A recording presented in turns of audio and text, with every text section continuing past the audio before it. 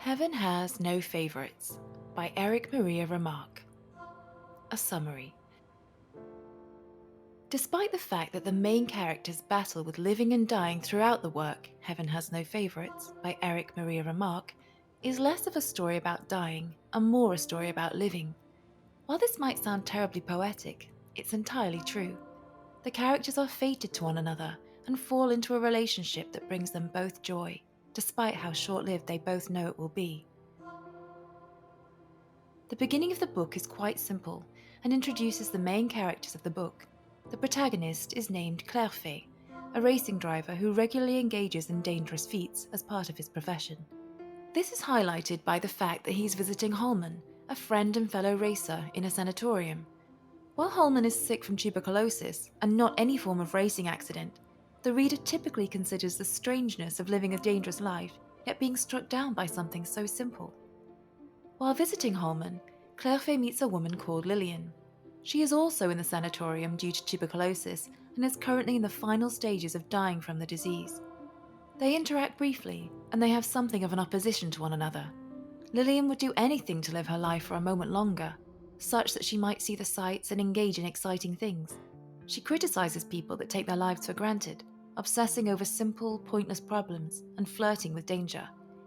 Clairfait is the precise type of person that Lillian is frustrated with. He lives a dangerous life, tempting fate by engaging in a dangerous sport.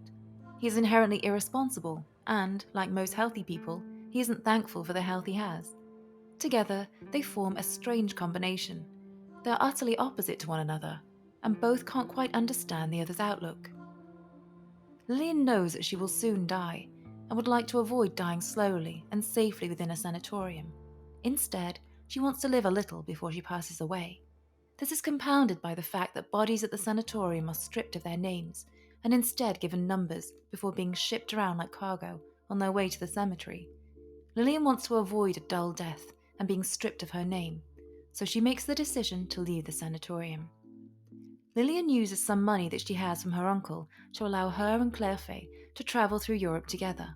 Wanting to experience as much as possible before she passes, Lillian indulges in expensive food and clothes.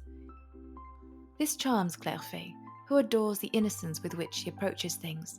Despite being sick, she is full of life and wants to do as much as she can before passing away.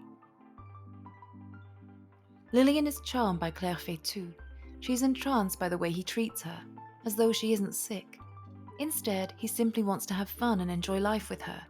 As they travel through Europe, they fall in love. This love leads Clairfait to want something more permanent from their arrangement, and he begins to speak about marriage and a future with Lillian. He expresses that he wants to settle down and get Lillian seen by a doctor, such that they might have more time together.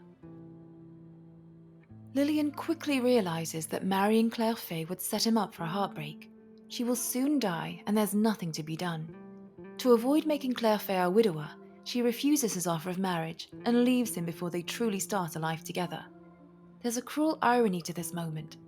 Clairfait has finally found someone that he would want to avoid taking risks for, just as Lillian has found herself by taking risks in her life. Clairfait goes back to racing, and on one fateful day, the racer in front of him crashes. This accident leads to Clairfait being severely injured, and he is taken to hospital, dying shortly thereafter. Lillian is utterly devastated by this, and makes her way back to the sanatorium in Switzerland.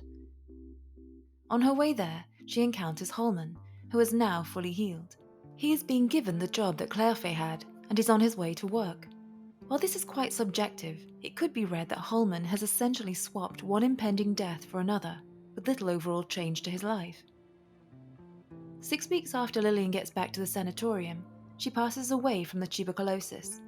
Her death is described as something exceptionally peaceful and calm. This could be taken two ways. Her death is just as quiet and unassuming as the life she led, where she couldn't do anything, or her death is quiet despite the noise and importance of her and Clairfait's lavish journey through Europe.